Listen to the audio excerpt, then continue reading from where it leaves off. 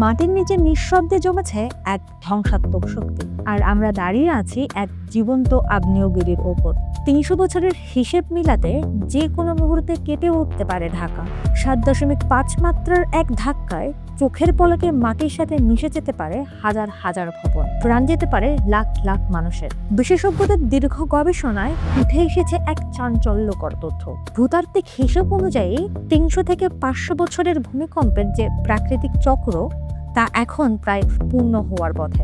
ভৌগোলিক অবস্থানের দিক থেকে বাংলাদেশ মূলত ইন্ডিয়ান, ইউরেশিয়ান এবং বার্মা, এই তিনটি অত্যন্ত সক্রিয় টেকটনিক প্লেটের সংযোগস্থলে অবস্থিত। বিশেষ করে ঢাকার তলদেশে থাকা মধুপুর ফল্ট এবং উত্তর পূর্বাঞ্চলের ডাউকি ফল্টে বিগত কয়েক শতাব্দী ধরে জমে থাকা ভূতাত্ত্বিক চাপ সাম্প্রতিক সময়ে নরসিংদীর ৫.৭ মাত্রার কম্পন কিংবা বিশ্বের বিভিন্ন প্রান্তের বড় বড় ভূকম্পন মূলত আমাদের জন্য প্রকৃতির শেষ সতর্ক বার্তা। তবে উদ্বেগজনক বিষয় হলো, ঢাকার আসল দুর্বলতা শুধু মাটির নিচে নয়, বরং মাটির উপরে অনিয়ন্ত্রিত কাঠামোর গভীরে।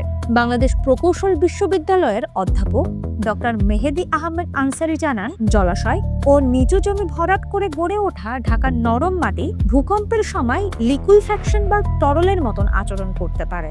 এর ফলে বহুতল ভবনগুলো যে কোনো ধরনের শক্ত আঘাত ছাড়াই মুহূর্তের মধ্যে মাটিতে দেবে যাবে বা কাত হয়ে পড়বে। রাজুকের এক ভয়াবহ সমীক্ষা অনুযায়ী ৭ মাত্রার একটি ভূমিকম্প হলে এই শহরের ২১ লাখ স্থাপনার মধ্যে প্রায় ৭২,০০০ ভবন পুরোপুরি ধসে পড়বে এবং চোখের পলকে প্রাণ হারাতে পারে ৩ থেকে ৪ লাখ নিরপরাধ মানুষ।